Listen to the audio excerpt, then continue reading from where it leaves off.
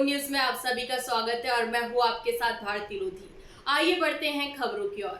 समग्र अहिरवार समाज मध्य प्रदेश द्वारा रविदास मंदिर नया बसेरा में एक भव्य कार्यक्रम का आयोजन किया गया, जिसमें समाज के 21 बालक, 21 बालिकाएं और 30 सेवानिवृत्त अधिकारियों को सॉल श्रीफल और स्मृति चिन्ह देकर सम्मानित किया गया। यह कार्यक्रम समाज की प्रतिभाओं को प्रोत्साहित करने और वरिष्ठ जनों को सम्मान देने के उद्देश्य से आयोजित किया गया था।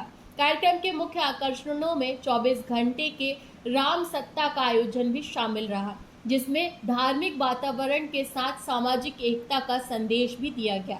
समाज के अध्यक्ष गोविंद कहारे ने कार्यक्रम को संबोधित करते हुए कहा कि समाज को हर परिस्थिति में आगे बढ़ाने के लिए युवाओं और महिलाओं को रोजगार से जोड़ना, नशे से दूर रखना और शिक्षा के क्षेत्र में प्रेरित करना अत्यंत आवश्यक है। उन्होंने समाज के प्रत्येक वर्ग को साथ लेकर चलने की बात कही और युवाओं से अपील की कि वे आत्मनिर्भर बने और सकारात्मक सोच के साथ समाज के विकास में भाग लें।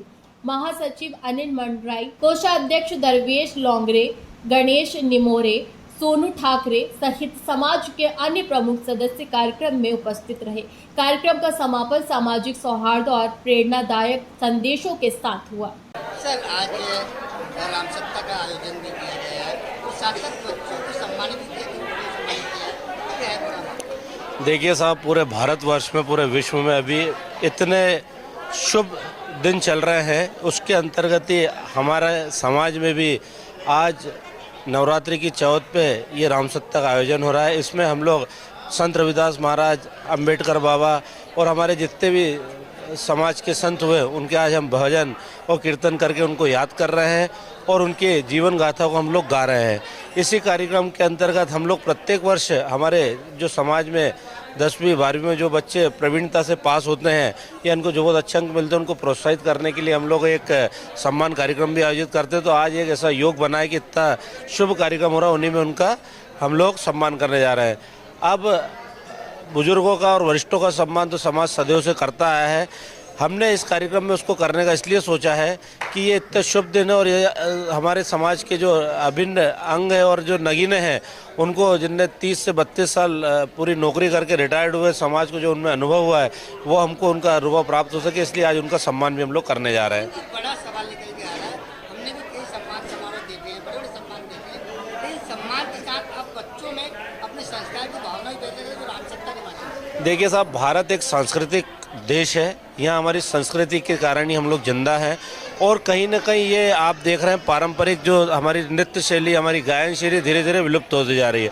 आज अगर हम मेधावी छात्रों के बीच में ये कार्यक्रम करेंगे तो उनको भी समझ में आएगा कि हमारे पूर्वज किस प्रकार से गाते थे, बजाते थे, या हमारी जो संस्कृति वो क्या होती है।